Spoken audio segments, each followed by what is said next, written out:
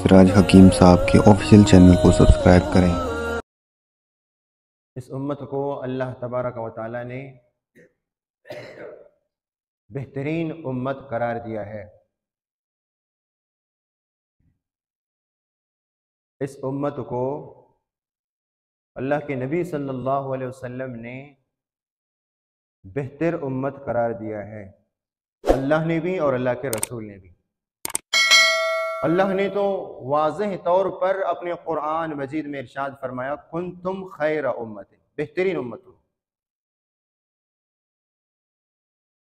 खैर अरबी के अंदर इसमें तफजील का सीगा है।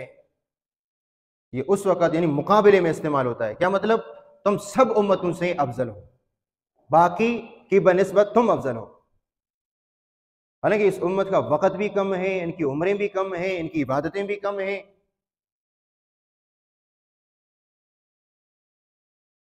लेकिन अल्लाह तबारक व तआला इस उम्मत को अजर ज़्यादा देते हैं। अल्लाह के नबी ने यहाँ तक फरमाया कि यहूद और नसारा की मिसाल ऐसी है कि जो सुबह से लेकर दोपहर तक काम करें, सुबह से लेकर जोहर की नमाज तक काम करें, अमल करे, मेहनत करे, मजदूरी करे। लाजमी बात है, टाइम भी ज़्यादा है, इसमें मेहनत भी ज़्यादा होगी। सुबह से लेकर 2 बजे तक इंसान मेहनत करे, वक़्त ज़्यादा है कि नहीं है? तो फरमाया कि यहूद की मिसाल ऐसी है कि सुबह से लेकर दोपहर तक काम करें, उसको एक की रात अजर मिलेगा। और ईसाइयों और नसारा की मिसाल ऐसी है कि जो जोहर से लेकर असर तक अमल करे, इसको जो उजरत मिलती है तकरीबन 3 घंटे, तो जोहर से लेकर असर तक 3 साढ़े 3 घंटे लग जाते हैं। लेकिन फरमाया इस उम्मत का दौरानिया इतना है कि असर से लेकर मगरिब तक, असर से लेकर मगरिब तक ज्यादा से ज्यादा 45 मिनट या 1 घंटा समझो। और तुम्हारी मिसाल ये है, तुम्हारा वक़्त कम है लेकिन तुम्हारा अजर उन दोनों से ज्यादा है जिनका वक़्त भी ज्यादा है, जिनकी मेहनत भी ज्यादा है। तो कुंतुम खैर उम्मतिन, ये उम्मत बेहतरीन उम्मत है। अल्लाह तबारक व तआला ने बेहतरीन इसलिए फरमाया, उखरिजत लिन्नासी, लोगों के नफा रसानी के लिए तुम पैदा किए गए हो, लोगों के फायदे के लिए। और लोगों का सबसे ज्यादा फायदा यह है कि उनको दीन की तरफ बुलाया जाए। एक ये कि दुनियावी मकासद में आप किसी के साथ तावन करें, मुआवनत करें, ये भी अच्छी बात है। हत्ता कि हमारे मजहब में, हमारी शरीयत में यहां तक कानून है कि अगर आपका कोई पड़ोसी गैर मुस्लिम है, आप उसके साथ भी अच्छा बर्ताव करें, उसके साथ भी अच्छा सलूक करें, क्योंकि कुंतुम खैर उम्मतिन उखरिजत लिन्नासी, लोगों की भलाई के लिए तुम पैदा किए गए। आगे फरमाया कि तअमुरून बिल मारूफ व तनहौना अनिल मुनकर, कि तुम नेक कामों का हुक्म देते हो और बुरे कामों से रोकते हो और रोकते हो, मना करते हो। तो देखिए, हमारे यहां तबलीग की तारीफ यही है कि अल्लाह तबारक व तआला का हुक्म लोगों तक पहुंचाया जाए, और जहां तक देखा कोई बुरा फेल हो तो उसको रोका जाए, अपने हाथ से रोका जाए, अपनी जबान से रोका जाए, अपने दिल से उसको बुरा समझा जाए। ये भी अमर बिल मारूफ की एक शक्ल है। और इसी तरह नेक कामों का हुक्म दे दें, वतवासौ बिस्सब्र वतवासौ बिल हक़्क़ि वतवासौ बिस्सब्र। तो इस तरीके से एक मुसलमान को और इस उम्मत को इस फेल पर, इस अमल पर कारबंद होना चाहिए, जिसकी बेस पर, जिसकी बुनियाद पर अल्लाह तबारक व तआला ने इस उम्मत को बेहतरीन उम्मत करार दिया है कि लोगों की नफा रसानी के लिए तुम पैदा किए गए। अल्लाह के नबी सल्लल्लाहु अलैहि वसल्लम ने इरशाद फरमाया कि मेरी उम्मत में एक जमात हमेशा हक पर कायम रहेगी, मेरी उम्मत में एक जमात हमेशा हक पर कायम रहेगी। लोग तानाजनी करें, कुछ भी करें, उनको इसकी परवाह नहीं है। वो तो ये देखते हैं कि हमारा रब हमसे राजी हो जाए, बस। उसको सामने वाले की तानाजनी से कुछ फर्क नहीं पड़ता।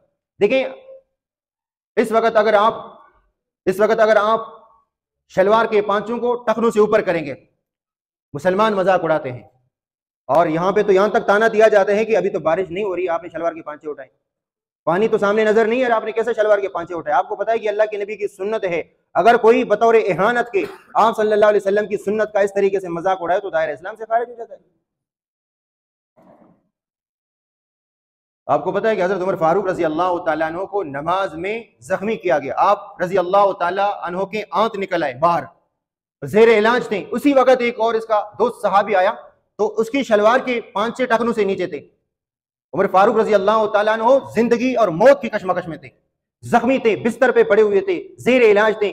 उसने इस आदमी को देखा कि जो मेरी इयादत के लिए तशरीफ लाए, जाते वक्त देखा कि शलवार की 5-6 टखनों से नीचे थी। उसको बुलाया, बोला कि ये जो अमल आप कर रहे हो ये शरीयत के खिलाफ है। हालांकि उस वक्त उमर फारूक रजी अल्लाह तआला अन्हु आपकी आखिरी सांसें चल रही थी, लेकिन खिलाफ शरीयत अमल को देखकर उस वक्त भी इसे बर्दाश्त नहीं हुई। वापस उस बंदे को बुला और यह कहा कि जो आपकी शलवार के 5-6 टखनों से नीचे लटक रहे हैं ये गुनाह है। अल्लाह के नबी सल्लल्लाहु अलैहि वसल्लम ने इरशाद फरमाया, क़यामत का दिन होगा, ऐसे अमल करने वालों को अल्लाह तबारक व तआला नजर रहमत से देखेंगे भी नहीं। मामूली गुनाह हम समझते हैं इसको। तो ये आप याद रखें कि अमर बिल मारूफ और नहीं अनिल मुनकर, यानी मुनकर से रोकना। मुनकर का मतलब है कि खिलाफ शरा काम देकर रोकना। हत्ता कि रिवायत के अंदर आते हैं कि आप सल्लल्लाहु अलैहि वसल्लम अक्सर तबस्सुम फरमाते थे, अक्सर तबस्सुम खंदा पेशानी के साथ मुलाकात करते थे। मिलते थे किसी के साथ तो खंदा पेशानी के साथ, खंदा पेशानी का मतलब समझते ना, खुशरूई के साथ, मुस्कुराहट के साथ अल्लाह के नबी किसी से मुलाकात, हर एक से मुलाकात करते थे। तो इस लहजे में हाँ, अगर खिलाफ शरा अमर देखते आप सल्लल्लाहु अलैहि वसल्लम, अगर खिलाफ शरा अमर देखते, यानी ऐसा अमल देखते जो शरीयत के मुखालिफ हो, या ऐसा कोई अमल कि जो शरीयत के कुरान और सुन्नत के मुखालिफ हो, तो आप सल्लल्लाहु अलैहि वसल्लम से गज़बनाक कोई आदमी उस वक्त नहीं हो सकता। मसलन एक आदमी को अल्लाह के नबी ने देखा कि वो बरहना नहा रहा था, बिल्कुल मेन रोड पे या आसपास में लोगों के आने जाने के रास्ते में बराबर में नहा रहा था, वो भी बरहना, बगैर कपड़ों के। तो आप सल्लल्लाहु अलैहि वसल्लम इतने गज़बनाक हो गए, इतने गुस्से में आ गए, तो अल्लाह के नबी मिंबर पर तशरीफ फरमाकर और उसको तंबीह फरमाई। और रिवायत के अंदर आता है कि अल्लाह के नबी जब खिलाफ शरा अमर देखते, नहीं शरीयत के खिलाफ कोई अमर देखते, तो इतने गज़बनाक होते, इतने गुस्से में आ जाते कि आप सल्लल्लाहु अलैहि वसल्लम की यहाँ पे एक रग हो जाती, वो भी नजर आ जाती गुस्से की वजह से। आप मामूलात की बात में नहीं कर रहा हूं, जब खिलाफ शरा कोई अमर देख लेते। तो इसलिए फरमाया कि तुम बेहतरीन उम्मत हो, लोगों के नफा रसानी के लिए पैदा किए गए, नेक कामों का हुक्म देते हो, बुरे कामों से रोकते हो। और इस वक्त तबलीग इसके लिए एक बेहतरीन शोबा है, एक बेहतरीन रास्ता है, एक बेहतरीन मनहज है और एक बेहतरीन मरकज है। तो तबलीग के नाम पर जो काम किया जाता है, तबलीग के नाम पर जो मेहनत की जाती है, वो इसके लिए बेहतरीन मनहज है।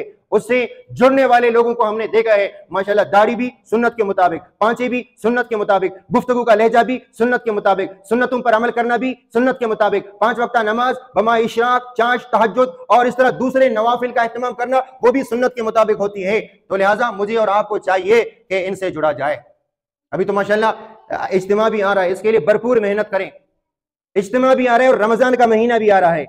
आप सल्लल्लाहु अलैहि वसल्लम, रिवायत के अंदर आता है कि अल्लाह के नबी सल्लल्लाहु अलैहि वसल्लम रजब और शाबान के महीने में रमजान की तैयारी फरमाया करते थे।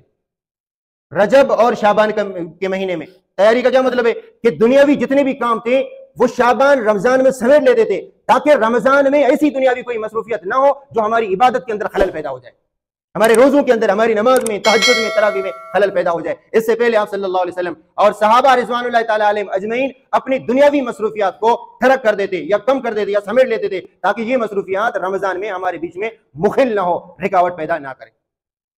और बाकी इस उम्मत को अल्लाह तबारक व तआला ने बेहतरीन उम्मत क्यों करार दिया? अभी आपके सामने इसकी वजह आ गई कि तुम नेक कामों का हुक्म करते हो और बुरे कामों से रोकते हो, इस वजह से तुम बेहतरीन उम्मत हो। ये कौन कह रहा है? ये अल्लाह तबारक व तआला इरशाद फरमा रहे हैं। अल्लाह ने इस उम्मत को बेहतरीन उम्मत करार दिया है। इसकी वजह क्या है? बुरे कामों से रोकते हो, अच्छे कामों का हुक्म देते हो। मैं मुख्तसर आपको अर्ज कर रहा हूं क्योंकि मुझे 1-2 बातें और भी करनी है।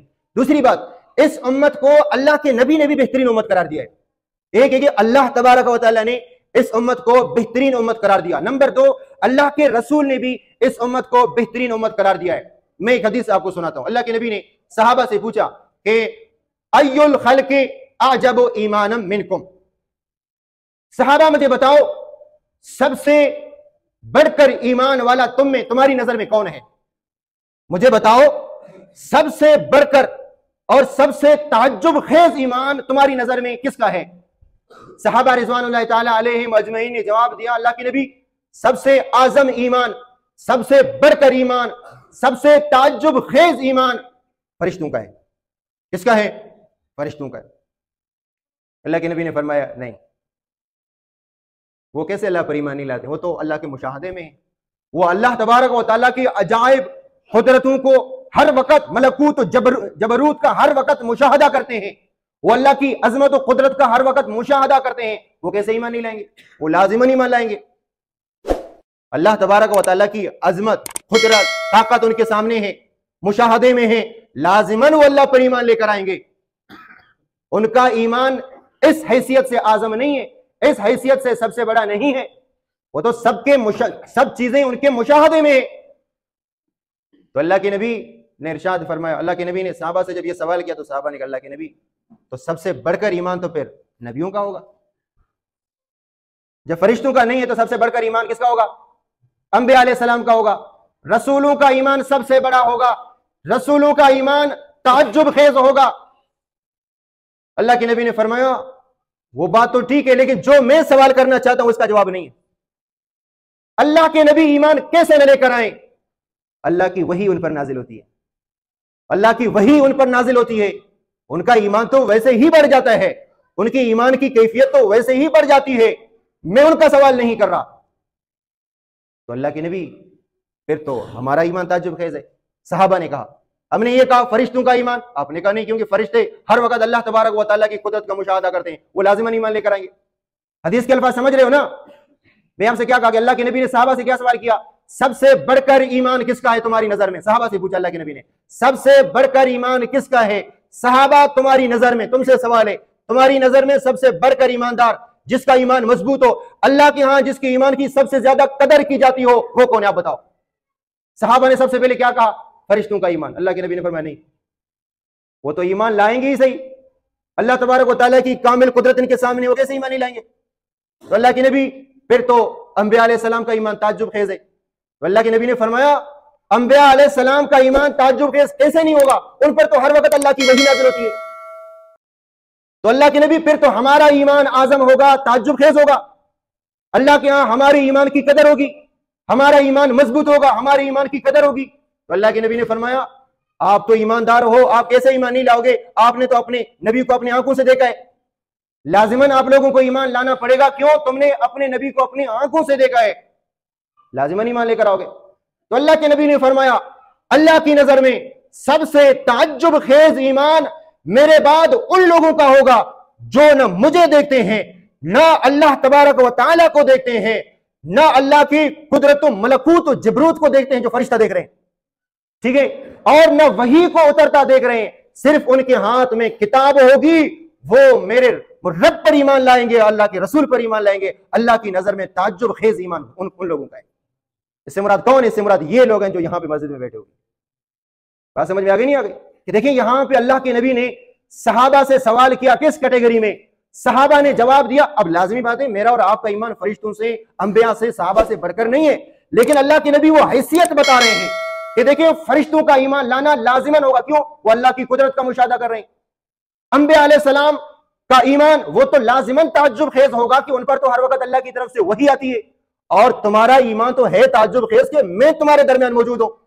लेकिन एक मेरी उम्मत में ऐसा तबका आएगा कि वो ना वही को उतरता देखेंगे, ना अल्लाह तबारक व तआला की उस तरीके से कुदरत और जबरूत का मुशाहदा देखते हैं जिस तरह फरिश्ता देखते हैं, और ना वो मुझे देखते हैं। इसके बावजूद उनके हाथ में फकत किताब होगी, उस पर ईमान लाएंगे। तो अल्लाह के नबी ने फरमाया, ये ईमान ताज्जुब खेज है, अल्लाह के यहां इसकी कदर की जाती है। वो किसका ईमान है? वो मेरा और आपका ईमान।